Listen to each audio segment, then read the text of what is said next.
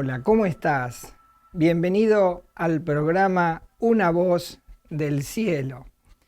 Hoy una vez más deseamos escuchar esa voz del cielo, esa voz que viene desde la palabra de Dios y que transforma el alma, que cambia las vidas y por supuesto cambia el destino eterno del alma, que eso es lo más importante. Hoy vamos a tocar un tema o traigo un tema que lleva por título Cisternas rotas. Bueno, me acuerdo cuando éramos chicos y con mis hermanos estábamos en la casa de nuestra abuela y había allí unos pozos que eran muy profundos, eran cavados a pala y también el vecino tenía un pozo y solíamos ir a lo del vecino cuando él sacaba el agua. Él bajaba un baldecito con una correa y levantaba media tapa del pozo y se asomaba. Y nosotros intentábamos hacer lo mismo y nos daba mucho miedo. Eran unos pozos que tenían alrededor de 1,20 m, una cosa así. Y tenían una profundidad de hasta 40 metros, algunos más, otros menos. Pero bueno, después vinieron lo que se conoció como las perforaciones y ya los pozos se hacían con máquinas, ya no se hacían a pala y se hacían de un diámetro de unos 90 centímetros, 110. Y bueno, finalmente apareció el agua corriente. Y cuando apareció el agua corriente, le dijeron o expandieron la noticia de que ya no serían más necesarias las perforaciones, ¿sí? Los bombeadores o utilizar el sistema propio de extracción de agua. Así que la mayoría desarmó las cañerías, sacó las bombas o los bombeadores y bueno, se empezó a usar el agua corriente. Pero ¿qué pasó? La ciudad comenzó a crecer y entonces en las horas pico se comenzó a notar, y sobre todo en los días de calor, la falta de agua. Y a veces se estaba hasta 3, 4 horas, a veces más, esperando que llegara un chorrito de agua. Y bueno, la idea para suplir esta faltante de agua fue hacer cisternas, cavar cisternas, así que se hacía un pozo y se cavaba se hacía un pozo y se metía un tambor o un tanque que allí se almacenaba el agua para cuando faltara. Y bueno, también existen otro tipo de pozos que son los conocidos como aljibes, que también tuve la oportunidad de verlos y son pozos mucho más de menor profundidad y uno puede ver el fondo cerquita. Esos pozos o esas se conocían como aljibes en la zona de Palestina y todo eso se conocen como cisternas. Entonces sirven para almacenar el agua de lluvia, que era una forma de ir supliendo estas necesidades del agua, la falta de agua. Qué cosa tremenda. Bueno, el título dice cisternas rotas. ¿Y por qué dirá cisternas rotas? Bueno, es como decir, bueno, tenemos una cisterna que va a ser la solución para la faltante de agua, pero resulta que la cisterna está rota, así que todo el agua que entra ahí se va a perder y no va a funcionar esa cisterna. Bueno, cisternas rotas tiene que ver con algo que dijo Dios, que las personas del mundo usaron cisternas rotas que no retienen el agua. Fue una metáfora que le envió Dios al pueblo de Israel para decir que ellos habían dejado a Dios y se habían buscado otros dioses y que habían buscado otra forma de adorar a otras deidades. Y entonces Dios le envía a decir que sus corazones eran como cisternas rotas. Podemos leer, por ejemplo, cuando Dios se lo dice a la nación de Israel, dice allí en Jeremías capítulo 2, versículo 13, dice así: porque 2 males ha hecho mi pueblo. Me dejaron a mí fuente de agua viva y cavaron para sí cisternas rotas que no retienen agua. Esto justamente quería decir que en la parte era una forma de hablarle que espiritualmente habían dejado a Dios y se habían buscado su propia forma de querer llegar a Dios o tal vez de tener otras deidades. Y bueno, Dios le dice, esta forma de que ustedes están utilizando, esta forma de idolatría, de dejarme a mí y buscarse otros dioses inventados por ustedes, lo único que le va a producir es perder el tiempo y con el tiempo se van a dar cuenta que hay una sequedad espiritual y su alma no va a poder ser saciada como Dios solo puede saciar un alma. Así que bueno, vemos que ellos, el pueblo de Israel, cuando Dios los saca de la esclavitud de Egipto, lo primero que hace es darle los mandamientos, que era una forma en la cual ellos tenían que relacionarse con este Dios que los había salvado de la esclavitud. Y una de las cosas que dice allí, les habla de los ídolos. Y Moisés escribe en tablas de piedra que el tema de los ídolos es una cosa muy delicada para Dios y enfrenta directamente a Dios. Así que Dios le dijo a Moisés que escribiera uno de los mandamientos, o dentro de los mandamientos pusiera lo siguiente. Dice allí, Deuteronomio capítulo 5, versículo 7, una advertencia de parte de Dios. Dice, no tendrás dioses ajenos delante de mí.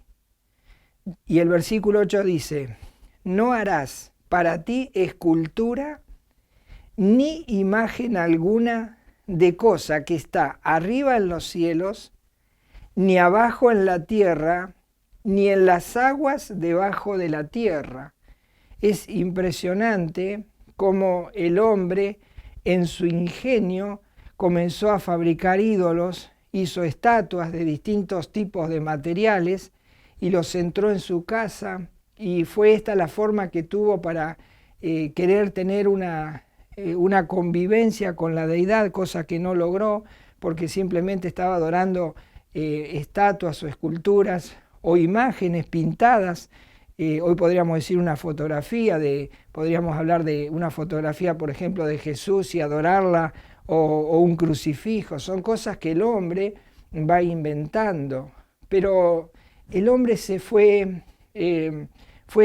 cambiando la forma de ídolos hechas a mano y esas estatuas elaboradas que él hacía, y ya comenzó a tener otro tipo de ídolos que no son elaboración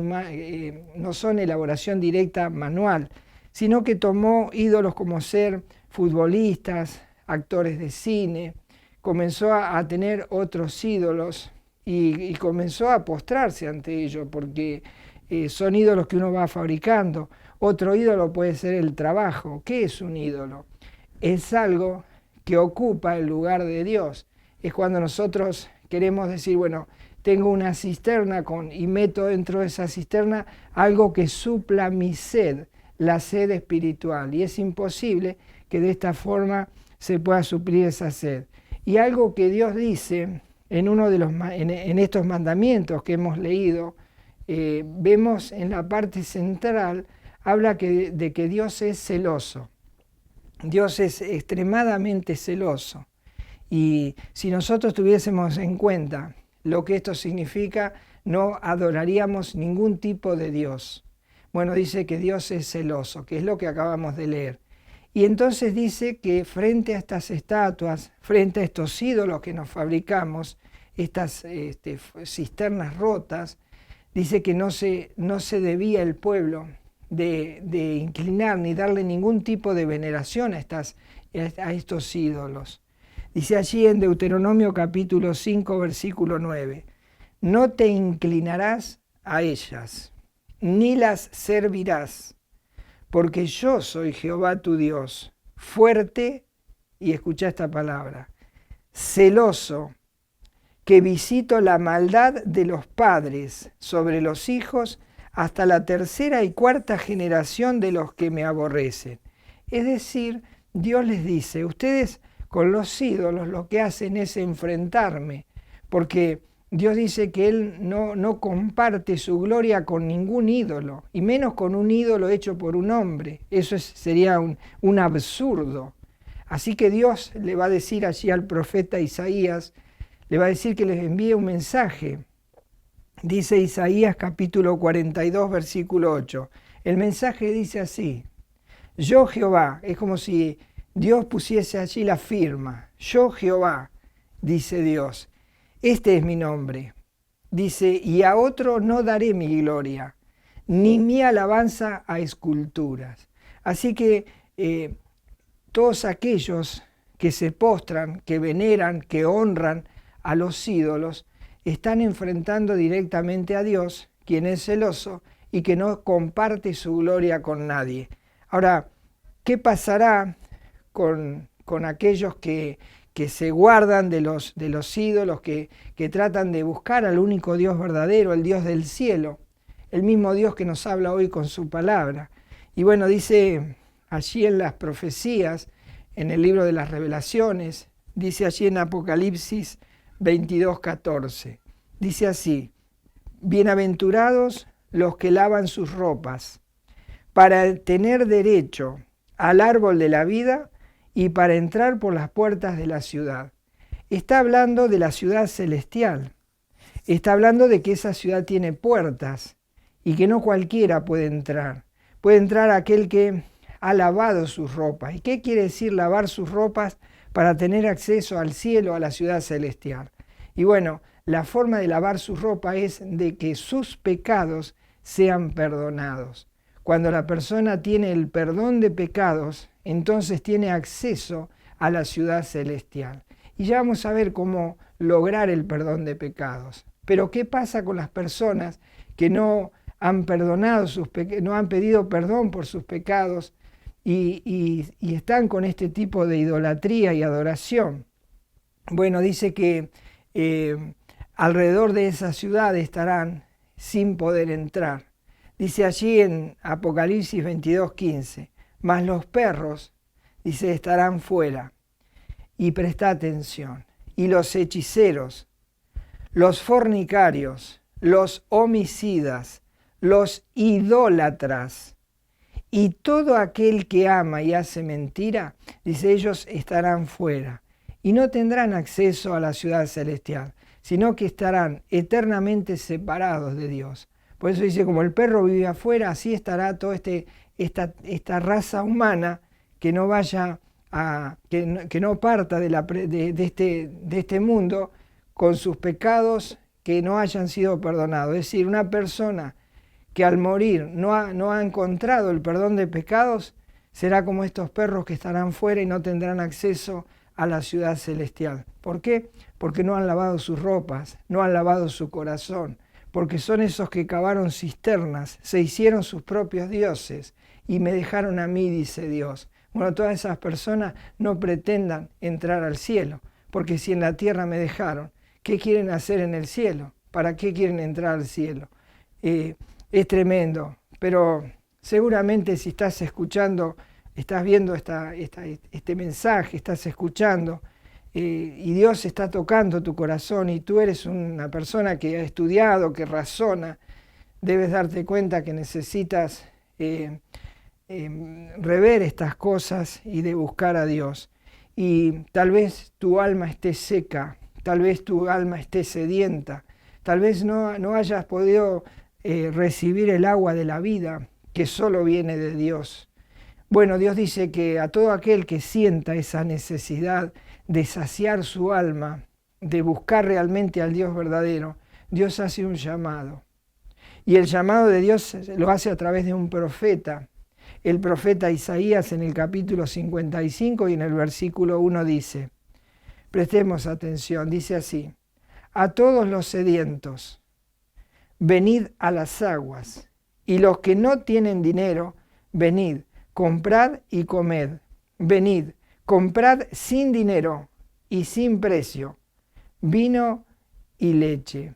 Allí nos está hablando de que Dios ofrece gratuitamente el perdón de pecados y que eso es posible porque Dios ya pagó, porque Dios envió a su Hijo Jesús a morir en una cruz para pagar el precio de nuestro pecado, de todos aquellos que hacen todas estas cosas para enfrentar a Dios.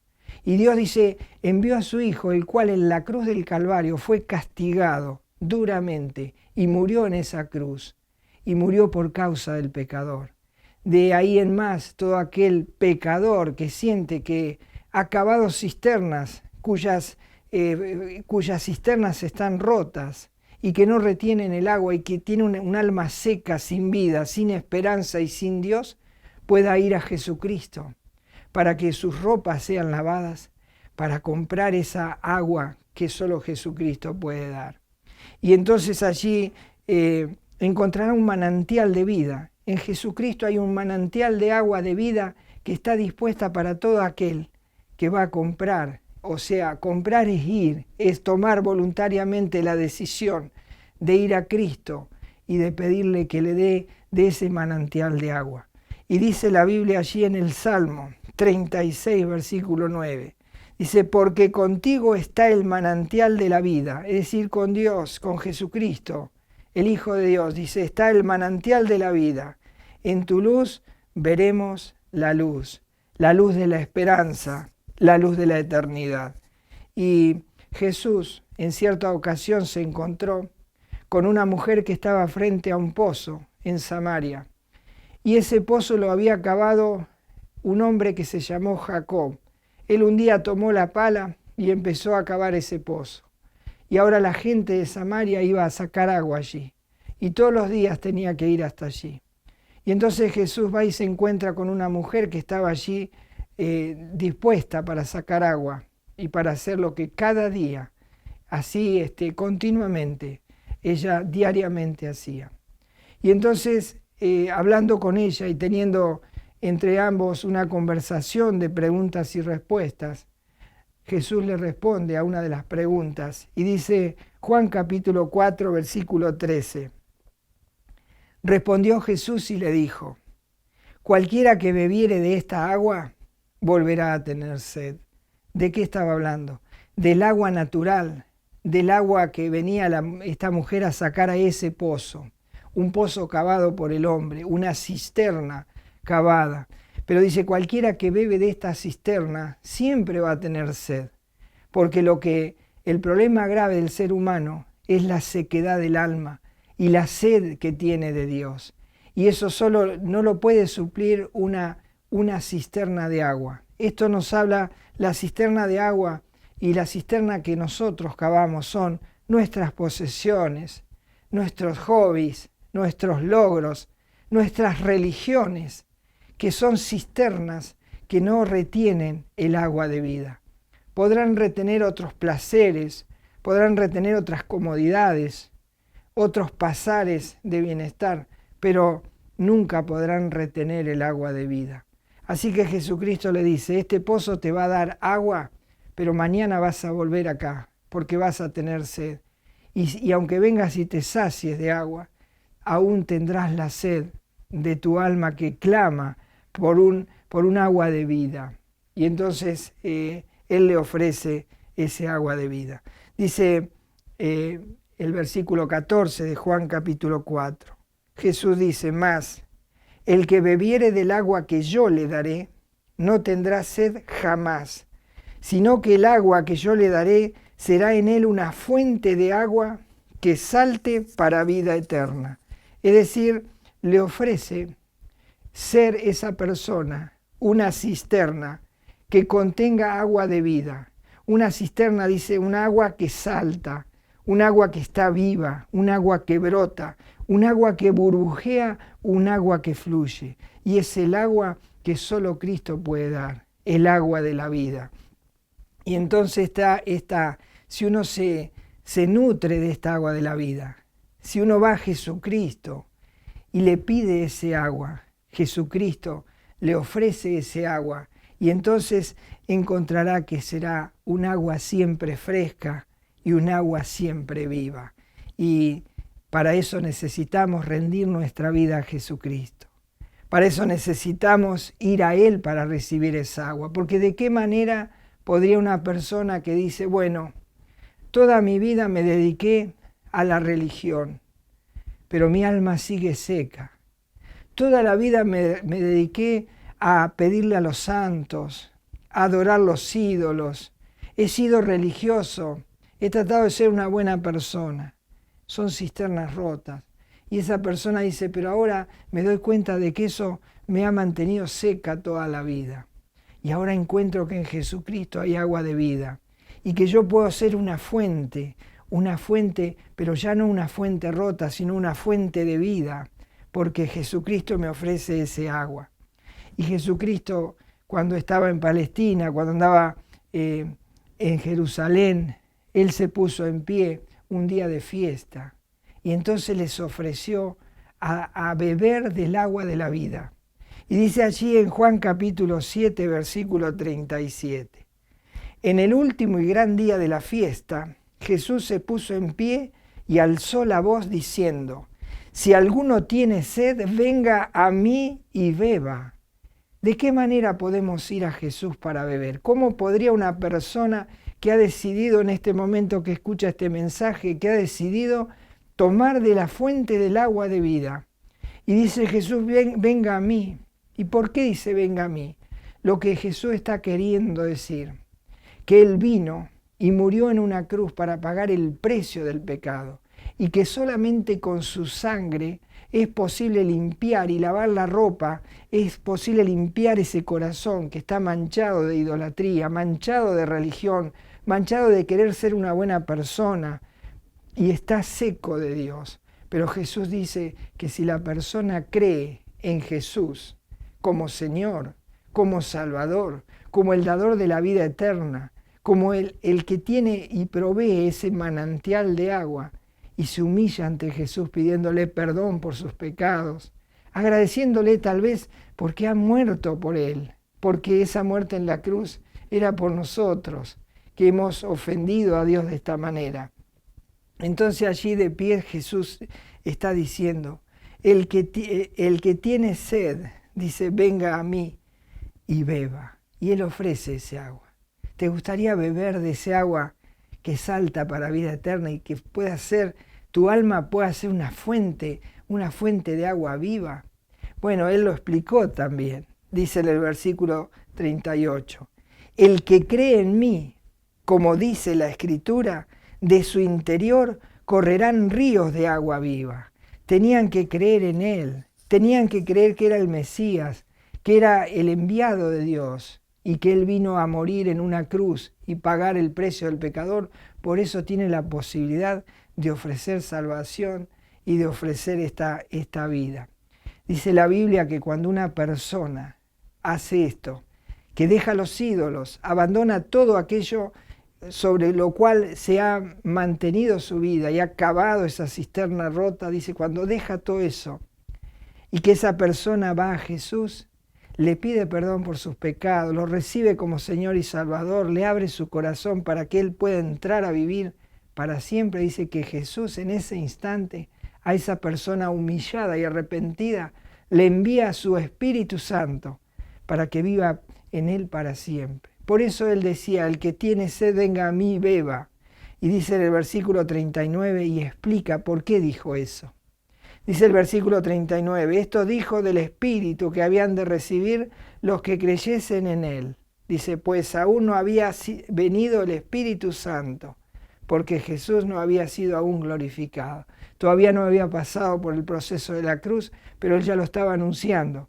Que eso que Él iba a hacer era para que aquel pecador que se arrepintiese pudiese venir a Jesús, humillarse, arrepentido, pedirle perdón y recibirlo como Señor y Salvador. En ese mismo instante dice que Dios envía el Espíritu Santo y esa persona tiene dentro de sí una fuente de vida, una fuente, ya no una fuente seca o rota, sino que es una fuente viva que salta para vida eterna.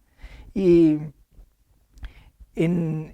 cuando una vez que Jesús hubo pasado por la obra de la cruz, resucitó, se presentó como testimonio a los suyos y fue ascendido al cielo, desde el mismo cielo, un cierto día le habló a uno de sus discípulos, al que Él amaba, a Juan el apóstol, y Él le dijo, le habló unas palabras que Él tenía que escribir, y escribió en las profecías esta palabra. Dice Apocalipsis 21:6, Juan dice, y me dijo, hecho está, dice Jesús, yo soy el alfa y la omega, el principio y el fin. Al que tuviere sed, yo le daré gratuitamente de la fuente del agua de la vida. Qué maravilloso es tener este encuentro personal con Jesucristo y uno vuelve a vivir, vuelve a nacer, vuelve a fluir en él un agua de vida que jamás pudo experimentar.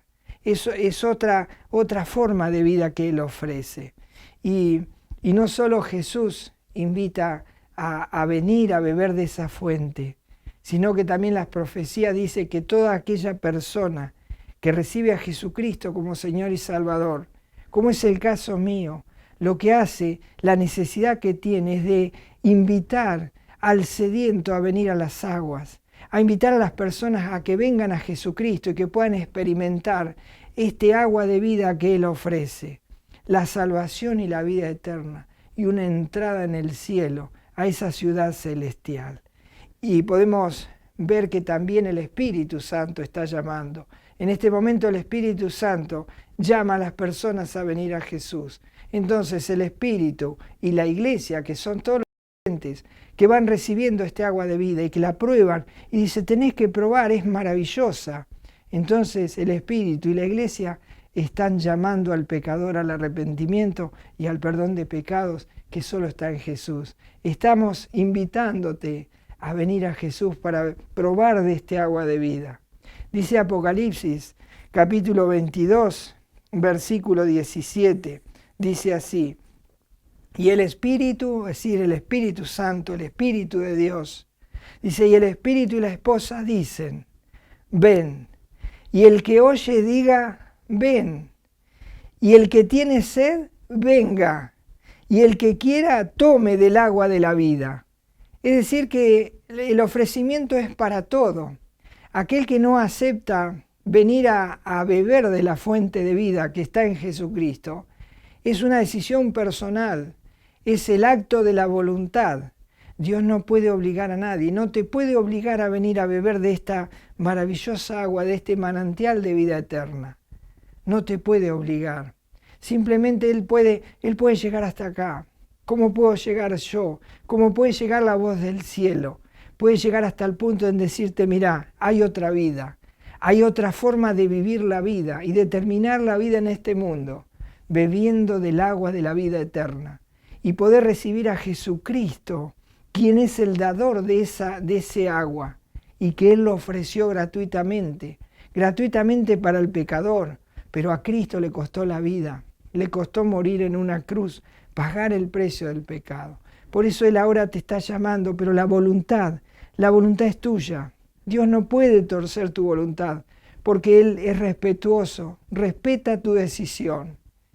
Pero sabe una cosa, que si tú no vienes y no bebes del agua de la vida antes de partir de este mundo, cuando quieras entrar a esa ciudad celestial y cuando llegues a la puerta, la encontrarás cerrada, golpearás y querrás entrar y se te dirá, no puedes entrar porque tus ropas están sucias, porque te has cavado cisternas que no han retenido el agua.